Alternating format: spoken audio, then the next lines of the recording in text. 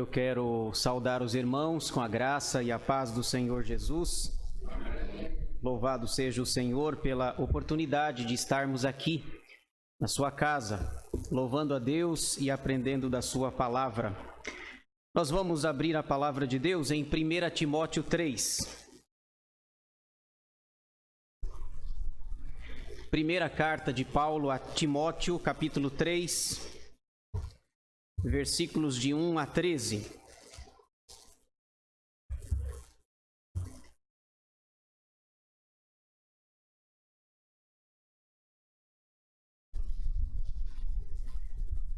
Depois de ouvir que eu sou inteligente pelo seu Enésio, eu fiquei até mais animado agora, viu? Fiquei até... Agora vai! Quando eu crescer, eu vou ser igual o seu Enésio, viu? Vamos lá. O seu Enésio é gente boa. 1 Timóteo, capítulo 3, versículos de 1 a 13. Eu não sei se eu fiquei contente, se eu fiquei preocupado com elogio. Responsabilidade vindo de quem veio, né? Não sei, mas vamos lá. 1 Timóteo, capítulo 3, versículos 1 a 13. Diz assim a palavra de Deus. Fiel é a palavra. Se alguém aspira ao episcopado, excelente obra almeja. É necessário, portanto, que o bispo seja irrepreensível, esposo de uma só mulher, temperante, sóbrio, modesto, hospitaleiro, apto para ensinar, não dado ao vinho, não violento, porém cordato, inimigo de contendas, não avarento, e que governe bem a própria casa, criando os filhos sob disciplina, com todo respeito, pois se alguém não sabe governar a própria casa, como cuidará da igreja de Deus? Não seja neófito, para não suceder que se ensoberbeça e incorra na condenação do diabo. Pelo contrário, é necessário que ele tenha bom testemunho dos de fora, a fim de não cair no opróbrio e no laço do diabo. Semelhantemente, quanto a diáconos, é necessário que sejam respeitáveis, de uma só palavra, não inclinados a muito vinho, não cobiçosos de sórdida ganância, conservando o mistério da fé com a consciência limpa. Também sejam estes primeiramente experimentados e, se mostrarem irrepreensíveis, exerçam o diaconato. Da mesma sorte, quanto a mulheres, é necessário que sejam elas respeitáveis, não maldizentes, temperantes e fiéis em tudo. O diácono seja marido de uma só mulher e governe bem seus filhos e a própria casa. Pois os que desempenharem bem o diaconato alcançam para si mesmos justa preeminência e muita intrepidez na fé em Cristo Jesus. Amém. Vamos orar? Senhor nosso Deus e nosso Pai, nós louvamos o Teu santo nome pelas nossas vidas, pelo Teu paternal cuidado para conosco. Te agradecemos por esse dia, domingo, dia do Senhor, dia de estarmos na Tua casa como família da fé, reunidos como congregação, para Te louvar, adorar, exaltar e bendizer o Teu santo nome. Ó Deus, nós Te pedimos nesse momento, já cantamos, já oramos, já consagramos os nossos dízimos e ofertas, já confessamos os nossos pecados, já intercedemos e agora estamos com a Tua palavra aberta. E Te pedimos em nome de Jesus que o Senhor aquiete o nosso coração para que ouçamos a Tua voz e, ouvindo-a, possamos praticá-la para a glória do Teu nome. Que não fale eu, mas fale o Espírito Santo através da minha vida. Que eu seja apenas um instrumento vivo, santo, dócil e agradável a Deus na transmissão da Tua palavra. Ajuda-nos, ó Deus, nós queremos crescer a cada dia na graça e no conhecimento de nosso Senhor e Salvador Jesus Cristo, em nome de quem oramos agradecidos, hoje e sempre. Amém. Os requisitos de um líder aprovado.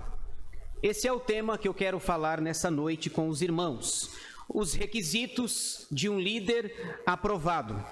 Meus irmãos, como é do conhecimento de todos, Hoje, após o culto, nós teremos assembleia extraordinária para a eleição de oficiais, presbíteros e diáconos. Aqui eu sempre estive acostumado com a assembleia de manhã, assembleia após a escola dominical. Aqui é após o culto. Então nós teremos assembleia extraordinária. Talvez quando você ouviu eu falando o nome do tema, você tenha pensado assim, bom, a pregação não é para mim. Eu não estou concorrendo a presbítero, eu não estou concorrendo a diácono, então a palavra nessa noite não tem nada a ver comigo. Mas deixa eu dizer uma coisa para vocês. Antes de vocês e eu sermos líderes, pastores, presbíteros, diáconos, nós somos servos. Antes de qualquer posição eclesiástica, de qualquer cargo, nós somos servos. Então a mensagem também é para você. Você que não vai concorrer, o seu nome, você não está com o mandato vencido, mas a mensagem é para você também, é para todos nós, porque acima de tudo nós somos servos. Pensa comigo, o maior título que Moisés ganhou na vida dele, após andar 40 anos no deserto com aquele povo que muito reclamava e muito murmurava, o maior título que ele ganhou foi servo. Depois de 40 anos, de tanto sofrer, de não entrar na terra prometida, o tempo todo quando a Bíblia vai falar de Moisés, ela usa a expressão servo. Achei o meu servo Moisés. Então, antes de mais nada, nós somos servos. Então, a mensagem é para você também. No entanto, direcionada para a liderança, por conta da assembleia que nós teremos. Os requisitos de um líder aprovado. Meus irmãos, de uma maneira geral, nós encontramos na Bíblia 2 tipos de ofícios, de cargos, de posições. Deixa eu explicar para vocês rapidamente. Nós encontramos o que nós chamamos de ofícios ordinários e ofícios extraordinários. Deixa eu começar pelo fim. Os ofícios extraordinários são aqueles que Deus usou em um determinado momento da história para a revelação bíblica, mas ele não usa mais hoje. O que nós chamamos de ofícios extraordinários? No Antigo Testamento, os profetas. É um ofício extraordinário para revelar a palavra de Deus, a vontade do Senhor na vida do povo. Quando você lê os profetas, você vê a frase mais comum: veio a mim a palavra do Senhor dizendo. Então isso é um ofício extraordinário. Nós não temos mais profetas hoje em dia. O que nós temos muito aí é profetada, mas é uma outra coisa. Profetada é uma coisa, profeta só no Antigo Testamento. O outro dom extraordinário no Novo Testamento, os apóstolos.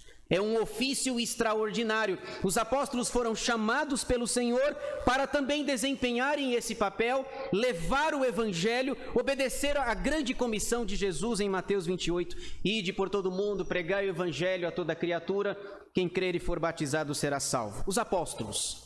Não existem mais apóstolos hoje em dia. Talvez você diga, mas eu conheço vários. Mas é só ligar a TV que a gente vai se identificar alguns. Mas não existem apóstolos. Reverendo Augustus Nicodemos tem uma frase ótima sobre apóstolos. Ele diz assim: apóstolo bom é apóstolo morto. A gente não gosta muito, né? Apóstolo bom é apóstolo morto. Sabe por quê? Porque se você ler Atos 1, você vai ver os requisitos para ser um apóstolo, e um deles é ter andado com Jesus. Então, se alguém andou com Jesus, ele tem 2000 anos hoje. E não dá. Então, Nicodemos acertadamente diz: apóstolo bom é apóstolo morto. Então, os ofícios extraordinários: profetas no Antigo Testamento, apóstolos no Novo Testamento.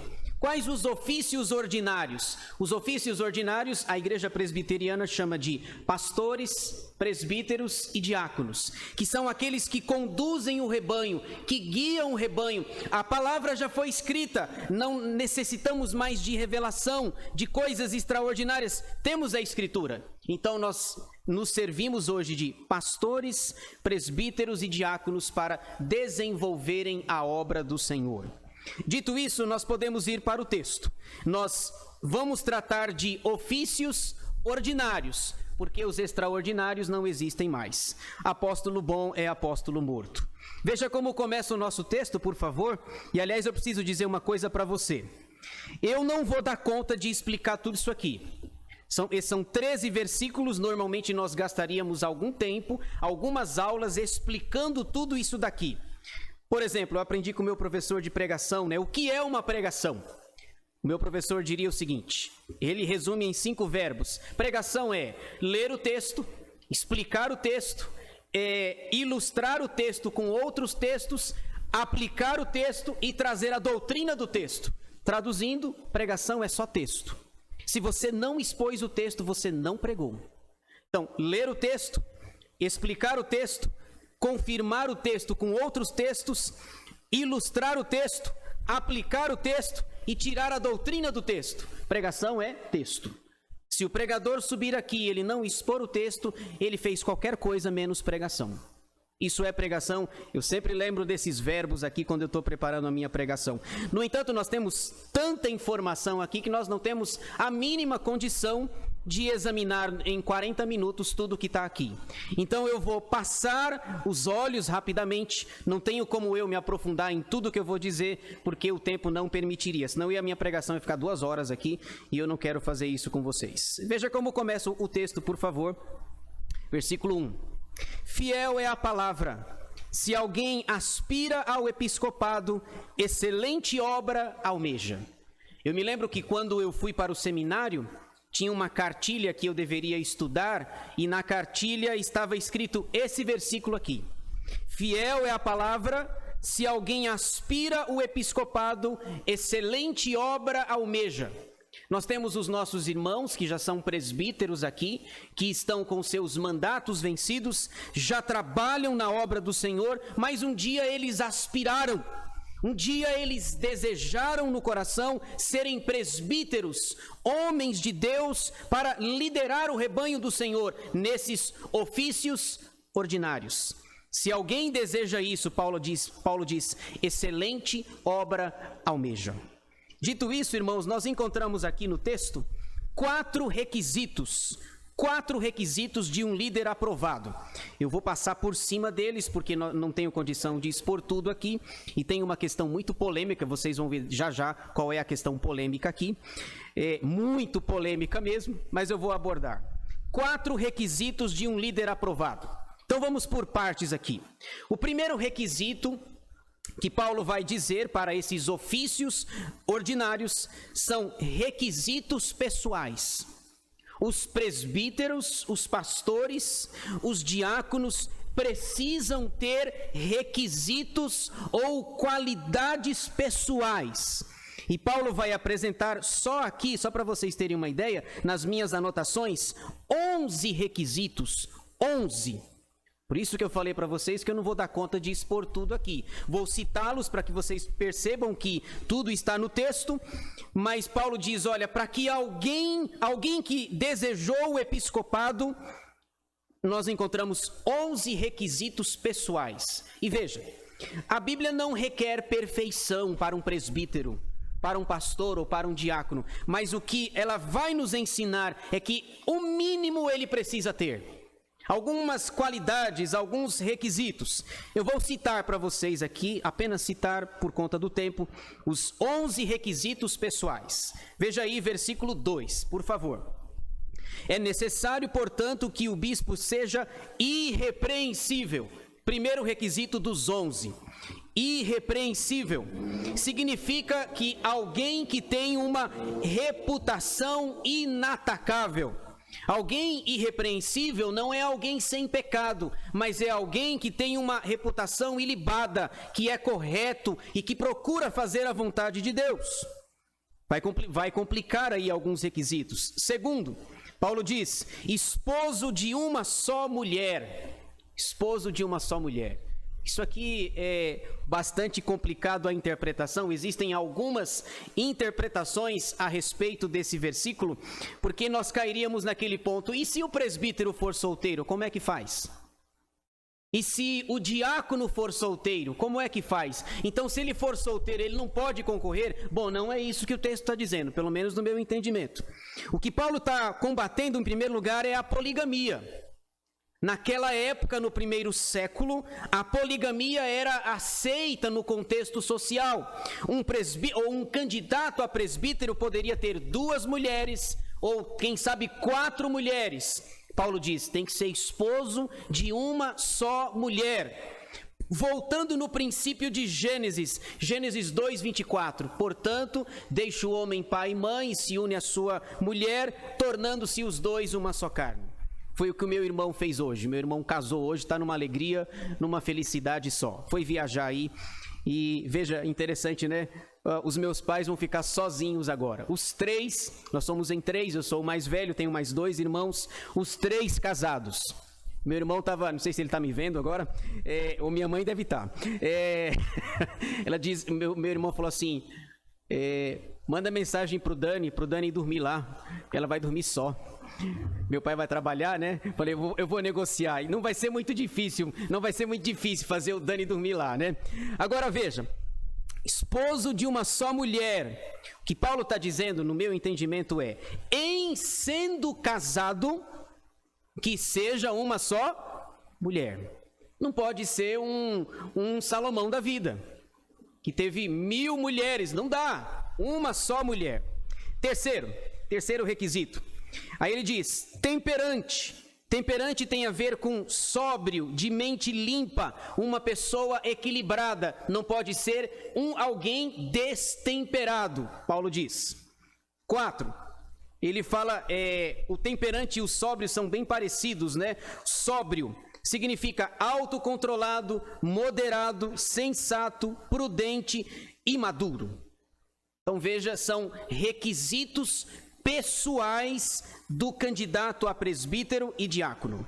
5, Paulo vai dizer, modesto. Modesto é alguém ordeiro, respeitável, honroso, quando o presbítero cumpre ordeiramente as suas atribuições. Em geral, ele não aparece. Na verdade, ele faz a sua parte administrativa, ele trabalha, ele cuida do rebanho, ele avisa o pastor dos problemas, normalmente ele traz todos os pepinos para o pastor, não esquece nenhum, e aí a gente vai trabalhar nesse sentido, mas normalmente quando ele é modesto, ele não aparece. 6, Paulo diz, hospitaleiro. A palavra hospitaleiro aqui significa amigo do estrangeiro. Amigo do estrangeiro. No Novo Testamento, no primeiro século, as pessoas viajavam muito e às vezes um crente ia para a casa de outro crente e eles não se conheciam. Tem uma carta na Bíblia para falar de hospitalidade, que é a 3ª de João, quando tem um homem lá chamado Gaio. Gaio foi hospedado numa casa, numa família e ninguém o conhecia. E lá em Hebreus capítulo 13, o autor diz que nós devemos praticar a hospitalidade, porque pessoas sem saber, usando de hospitalidade, receberam o quê? Anjos.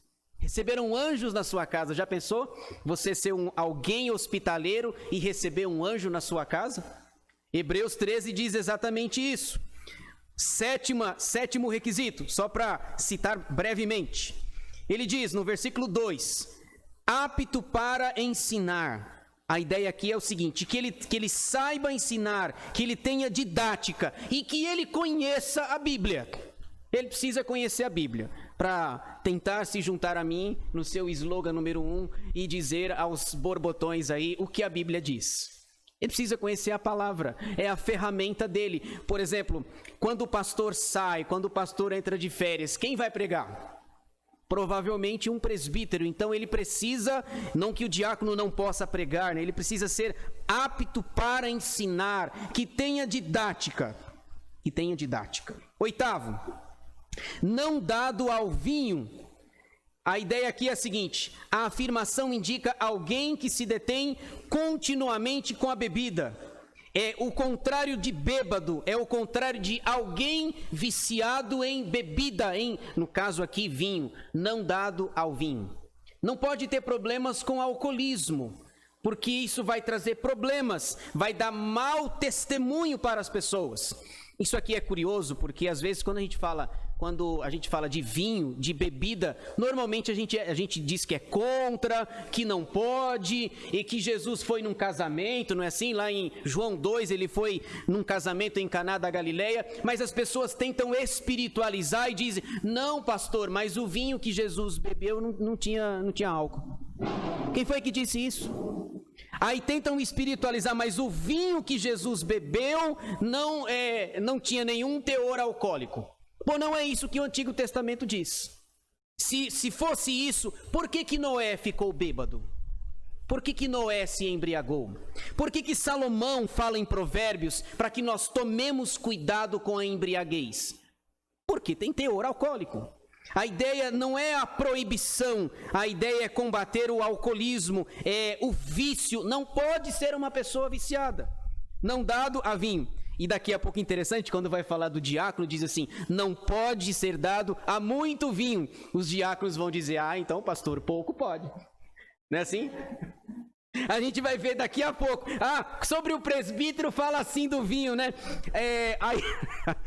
Sobre o diácono fala, não pode ser dado a muito vinho. Aí o miserável, que ele quer beber, né? Ele quer beber com um versículo bíblico que diz a Bíblia, né? Aí ele diz, pastor, o texto diz muito, mas não fala nada de pouco, por exemplo. Eu sei, isso vai acontecer. Em se tratando de ser humano, tudo é possível. Mas ele quer, na verdade, ele não quer usar a Bíblia. Ele quer uma muleta para continuar bebendo. Mas daqui a pouco a gente fala sobre...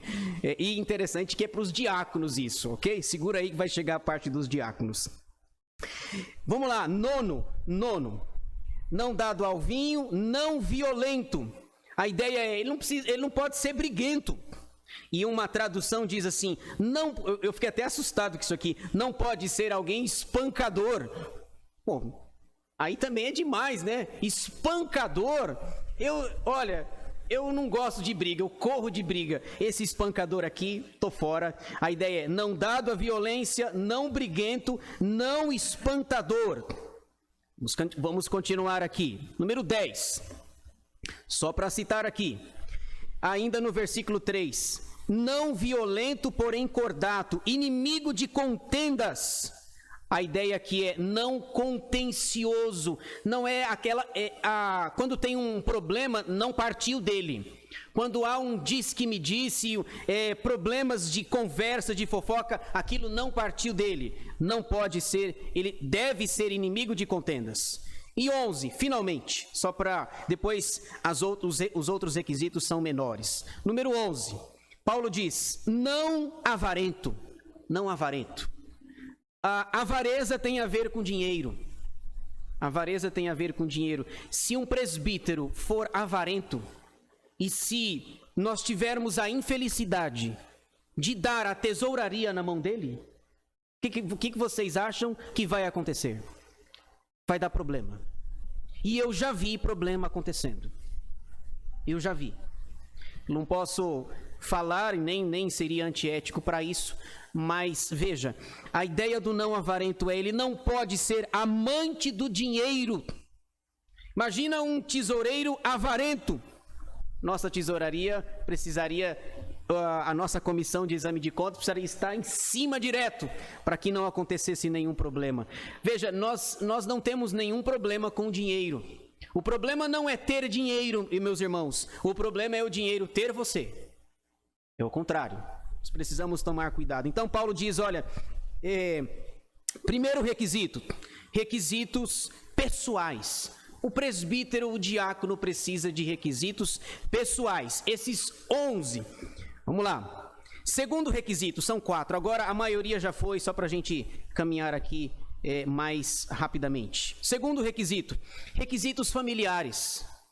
Paulo diz que ele precisa de qualidades pessoais, as pessoas precisam ver nele qualidades pessoais, e agora Paulo diz que ele precisa de qualidades ou de requisitos familiares. Isso está nos versículos 4 e 5, veja aí, por favor. 3, 4. E que governe bem a própria casa, criando os filhos sob disciplina, com todo o respeito. Pois se alguém não sabe governar a própria casa, como cuidará da igreja de Deus? Bom, essa pergunta é fundamental aqui, descrita pelo apóstolo Paulo. O candidato a presbítero, a diácono, a pastor, ele precisa governar a sua própria casa. Ele precisa saber controlar, cuidar, direcionar, aconselhar, porque se ele não é o presbítero, se ele não é o sacerdote do seu lar, como é que ele vai ser na igreja? Paulo diz, se ele não consegue pastorear a sua casa, o seu lar, como ele vai cuidar da igreja de Deus? Paulo diz, ele precisa de requisitos familiares. A casa dele, desculpem a expressão, não pode ser uma zona. A casa dele precisa viver debaixo do temor, da graça e da proteção do Senhor. A casa dele precisa ser bem direcionada, precisa ter um líder, precisa ter um norte, precisa ter uma direção, precisa caminhar segundo a vontade de Deus. A ideia é o seguinte, a minha casa é o meu núcleo menor, a minha igreja é o meu núcleo maior. Se eu não consigo com poucas pessoas, vamos supor que a nossa igreja tivesse 500 pessoas, 500 membros. Como é que alguém administra 500 membros se não cuida de 2 em casa? Lá em casa nós somos em 4, né? Somos em 4 pessoas. Se eu não sou pastor de 4, como é que eu cuido de 50? Como é que eu cuido de 100? Como é que eu cuido de 500 pessoas? Paulo diz, ele precisa de requisitos familiares. Requisitos familiares. Ele precisa ser o sacerdote, o líder da sua casa, do seu lar. Terceiro requisito, a maior parte já foi. Daqui a pouco eu chego no vinho dos diáconos aí e a gente vai diminuir essa quantidade para eles aí, para eles não ficarem muito alegres, né, Zé Márcio? Vamos diminuir essa quantidade aí deles. Terceiro requisito, requisito espiritual. São muitos requisitos, mas eu consegui dividir por partes, por tópicos, fica mais fácil da gente entender. O primeiro são requisitos pessoais, o segundo, requisitos familiares, e agora requisitos espirituais. Requisitos espirituais, versículo 6, por favor. Não seja neófito, para não suceder que se ensoberbeça e incorra na condenação do diabo. Veja, o sentido da palavra no original lá, neófito, significa novo na fé. Um candidato a presbítero, a diácono, ele não pode ser novo na fé.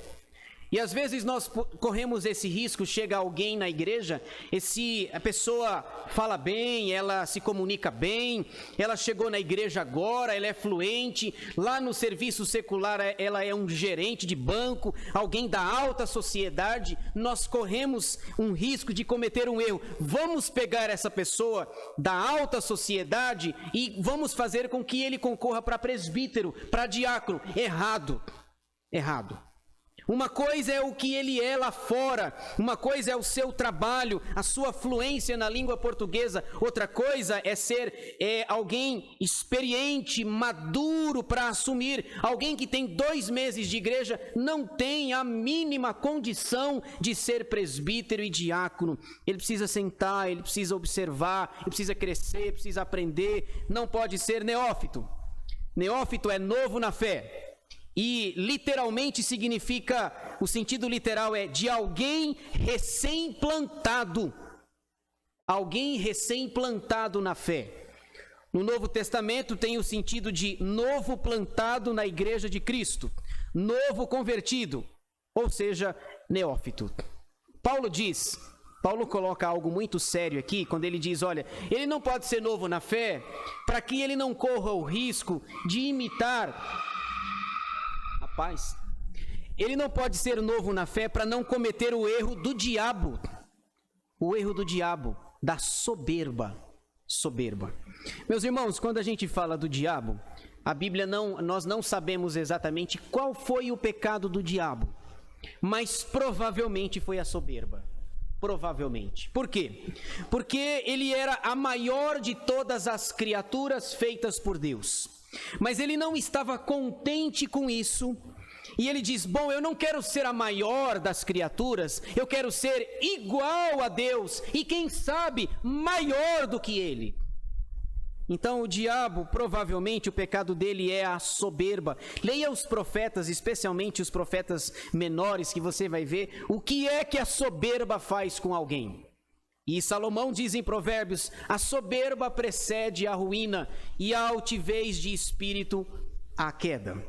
Então Paulo diz, não pode ser novo na fé, ele precisa de experiência, de maturidade, não pode ser recém-convertido, para que ele não possa cair no mesmo pecado do diabo, no pecado da soberba. Ele precisa. Tem outros requisitos, lá em Tito, por exemplo, mas nós não temos condições de falar de todos eles. Por enquanto, apenas esse daqui, requisitos espirituais. Último requisito dos 4, requisito externo. Requisitos pessoais, requisitos familiares, requisito espiritual, requisito externo. Veja aí, para a gente fechar aqui, aí a gente fala um pouco dos diáconos para terminar a nossa palavra nessa noite. Versículo 7. Pelo contrário, é necessário que ele tenha bom testemunho dos de fora, a fim de não cair no opróbrio e no laço do diabo. A ideia aqui é o seguinte, o presbítero precisa ter bom testemunho dos de fora. Às vezes, quando tem eleição, eu não vou fazer isso, nunca fiz, mas eu fico morrendo de vontade. Quando eu sei dos nomes dos candidatos, me dá vontade, sabe do quê? De conversar com os vizinhos de conversar com os vizinhos. Com os vizinhos do candidato a presbítero e candidato a diácono. Chegar para ele e dizer assim, como que é o fulano de tal, hein? Como é que ele é no dia a dia? Você trabalha com ele, você o conhece, como que ele é no trabalho lá? A ideia que Paulo está dizendo é, os de fora precisam dar bom testemunho dele. Ele não pode se envergonhar daqueles que são de fora. Aqueles que são de fora estão sempre nos filmando, sempre nos observando. E o que eles querem mesmo é que a gente erre, é que a gente escorregue, tropece.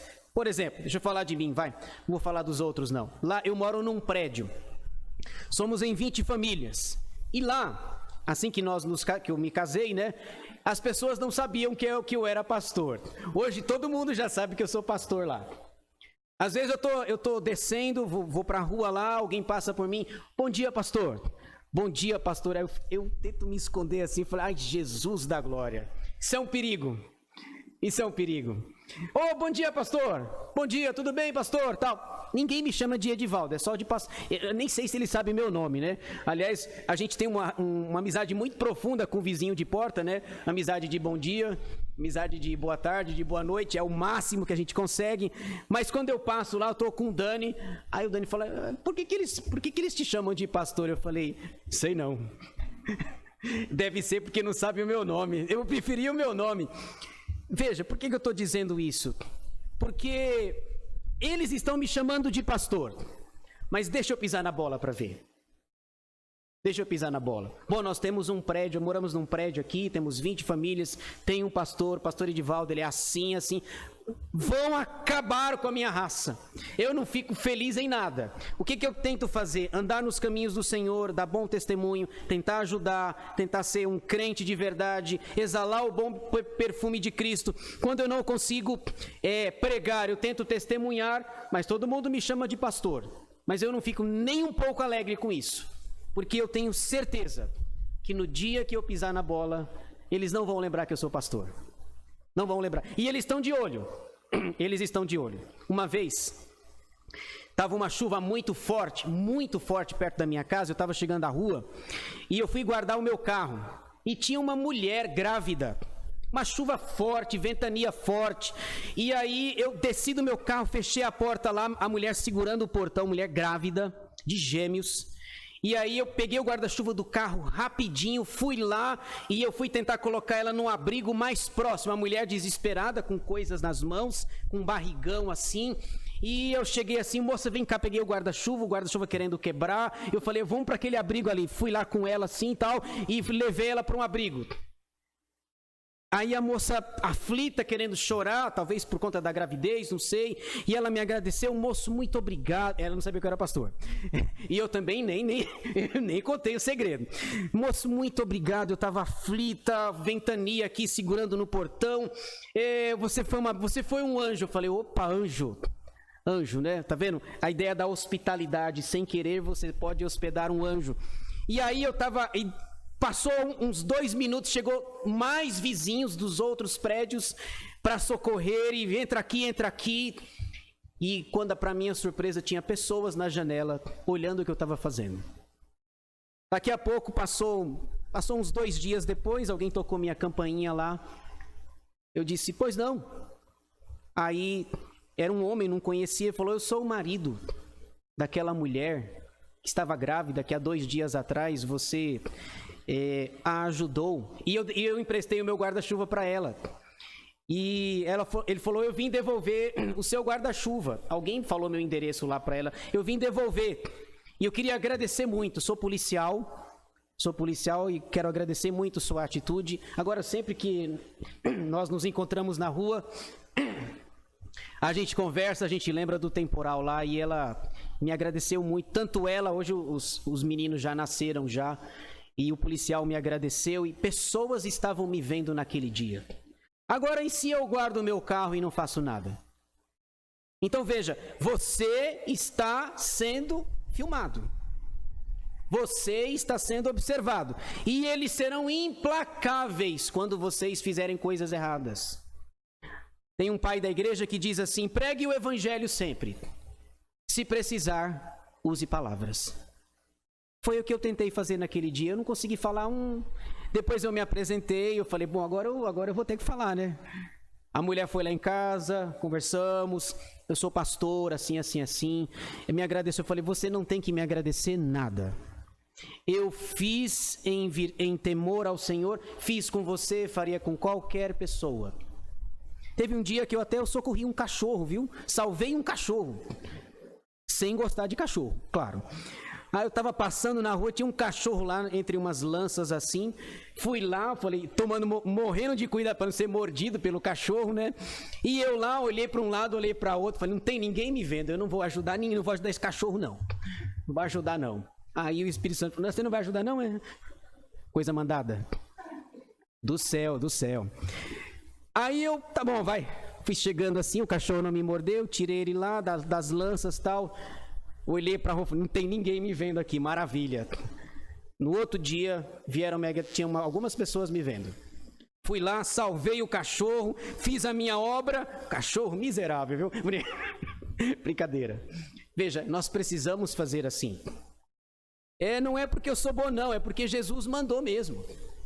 Que Jesus mandou. Pregue o evangelho sempre. Se precisar, use palavras. Paulo diz, o 4º requisito que um presbítero precisa, que um diácono precisa, é requisito externo, bom testemunho dos de fora. E muitas vezes nós não vamos obter bom testemunho pregando, mas vamos fazer isso com as nossas ações.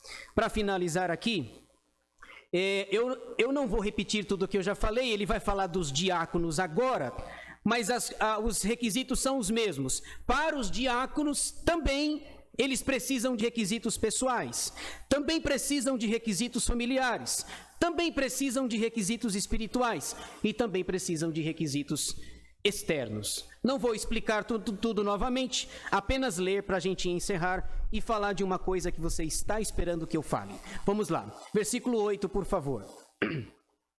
Semelhantemente, quanto a diáconos, então veja, ele encerrou o assunto de presbíteros e conversa agora a respeito dos diáconos. Os requisitos são os mesmos. É necessário que sejam respeitáveis, de uma só palavra, não... Cadê eles aqui? Sumiram, né? Sumiram. Espero que não... Hoje não é ceia. Não inclinados a muito vinho. Aí o abençoado vai dizer, tá vendo? Muito não, mas pouco pode, né? Cuidado com o texto, não use o texto como pretexto. Não inclinados a muito vinho, não cobiçosos de sórdida ganância, conservando o mistério da fé com a consciência limpa. Também sejam estes primeiramente experimentados. Você está vendo que ele está falando de requisitos pessoais, familiares, está falando as mesmas coisas com relação aos presbíteros. E se mostrarem irrepreensíveis, exerçam o diaconato. Da mesma sorte quanto a diaconisas, é isso? Mulheres. Esse texto aqui dá um caminhão de polêmica. Se é mulher ou se é diaconisa, se pode ou se não pode ministério feminino. Agora, veja, ele diz, Da mesma sorte, quanto a mulheres, é necessário que elas sejam respeitáveis, não maldizentes, temperantes e fiéis em tudo. O diácono seja marido de uma só mulher, qualidades familiares, e que governe bem seus filhos e a própria casa, qualidades familiares. Pois os que desempenharem bem o diaconato alcançam para si mesmos justa preeminência e muita intrepidez na fé em Cristo Jesus. Só uma coisa para a gente fechar no versículo 11. Paulo não está falando de diaconisa aqui no texto. Porque se ele estivesse falando, ele usaria a palavra diaconisa. Ele falaria alguma palavra relacionada com servo. Já existem igrejas que aprovam o ministério feminino, mas não podem usar esse versículo. Muito provavelmente o que o texto está dizendo, a referência é as esposas dos diáconos. A mulher do diácono. O cara vai ser diácono e que a mulher dele, se tiver sendo casado, sejam respeitáveis, não maldizentes, temperantes e fiéis em tudo. Essa é a ideia, a referência, portanto, seria a esposa do diácono, para que ela seja uma bênção no ministério diaconal desse candidato a diácono. Portanto, meus irmãos, a minha palavra pastoral nessa noite, eu pensei em falar sobre isso por conta da Assembleia, para que a gente vote consciente. Veja, repito, o que a Bíblia está querendo não é perfeição. A Bíblia quer que nós tenhamos o mínimo de requisitos. Requisitos pessoais, requisitos familiares, requisitos espirituais, requisitos externos. E isso não é para presbítero apenas. Não é para diáconos apenas, para pastores. Nós somos servos. E como servos de Deus, precisamos dos 4 requisitos para vivermos para a glória do Senhor. Que Deus nos abençoe. Amém.